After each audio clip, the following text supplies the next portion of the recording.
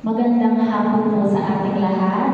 Ako po si Rose. Narito po ulit kami, mga EAG, Education and Assistance Group, upang magbigay ng kaunting kaalaman na maaari makatulong sa maayos na bumuhay natin dito sa Taiwan.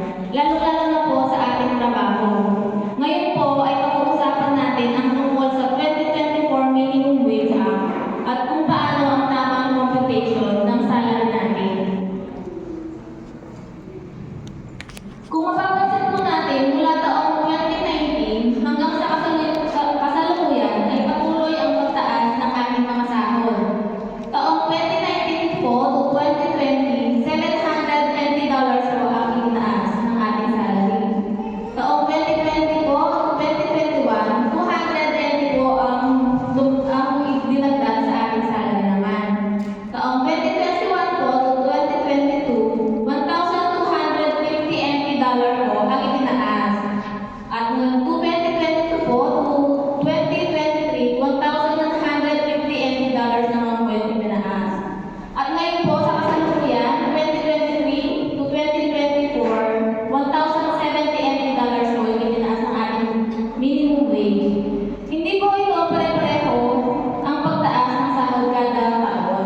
Pero ang importante po ay tumataas at naibibigay ng tama ng ating mga employer ang ating mga sahod. Dahil bagong taon na, bagong pagtaas na naman po ng ating mga sahod. So, paki-check na lang po yung mga payslip natin kung updated na po yung mga salary natin.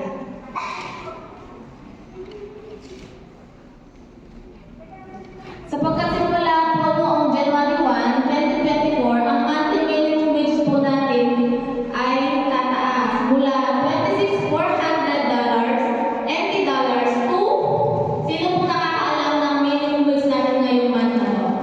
Ngayong taon na po na to? Sino po ang nakakaalam?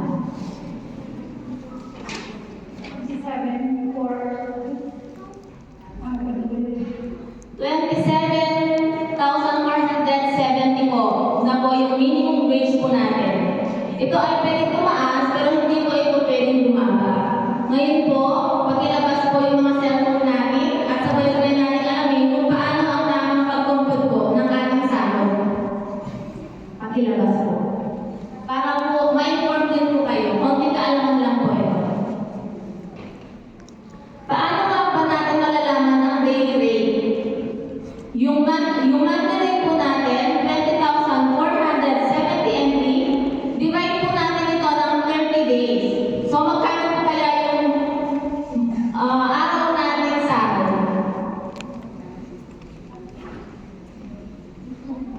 I-divide po natin na ng 30 days. Yung 27,470.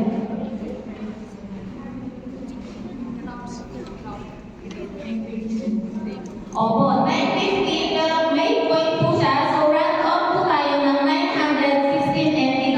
Sama po kayo. Paano naman po kaya ang hourly rate natin? 916 po yung a day po natin. Divide naman po natin yan ng 8 hours. Magkano naman po kaya ang lilitaw sa ating computation?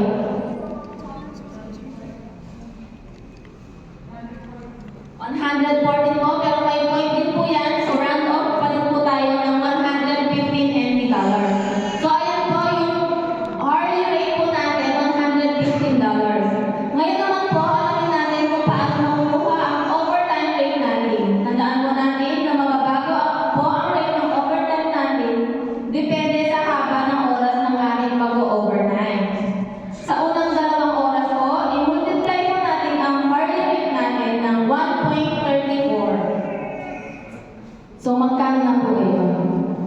Yung hourly rate po natin is 150, divide po natin ng 1.34, multiply po natin ng 1.34, and then, multiply po ulit natin ng 2 hours. Magkano po yung lalabas?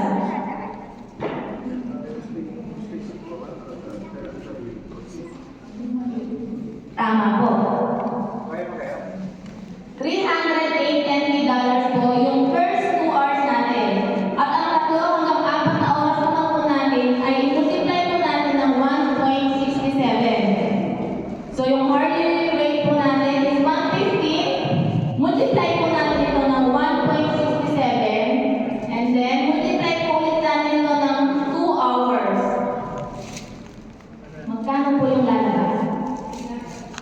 Tama po.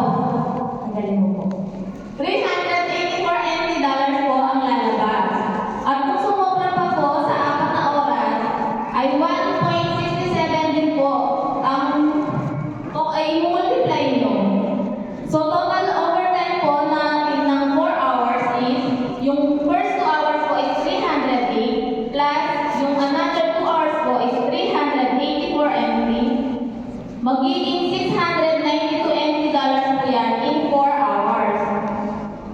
Magkano nga pa po ang buong sahod natin sa isang buwan kung tayo ay mag-overtime ng 4 na oras sa loob ng 11 days?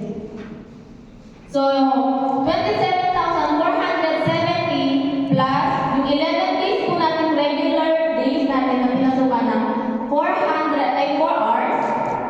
So, yung 692 po, i-multiply po ulit natin ng 11 days. Kung dire-diretso po ng 11 days yung pag-OP nyo. So, yung lalabas po doon is 7,612 plus yung monthly wage po natin na 27,470 equals 35,082 NT dollars. Ayan. Meron po tayong gross income na 35,082 NT dollars sa isang buwan. At tandaan po, ayon po sa Labor Standard Act, Article 30 at 32, ay hindi po dapat sumobra sa 40 hours ang regular working time natin o 8 hours kada araw sa isang linggo. Para din po yan sa health natin. Sa isang linggo po ay 5 araw lang tayo dapat magtrabaho at may 2 araw po tayong pahinga o day off. At kung papapasukin naman po tayo, ito po ay dapat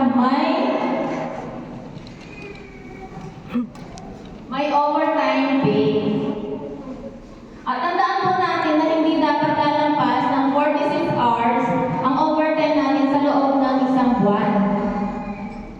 At kung tayo naman po ay pinapapasok sa araw ng linggo o sa holiday at ito po ay yung day off, at tumbas po nito ang isang araw na sahod. Reminder lang po, yung Saturday po natin, less than 4 hours, equivalent po yan ng 4 hours OT pay. And then, less than 5 hours to 8 hours na po natin is equivalent po yan ng 8 hours OT pay. And then po, less than 9 hours and 12 hours, equivalent po yan ng 12 hours OT pay. Reminder lang po, tandaan din po natin na ito. Less than 4 hours po is equivalent for 4 hours OT pay. Kung 3 hours po and a half, 3 hours and 30 minutes po yung in-OT nyo, equivalent pa rin po yan ng 4 hours OT pay.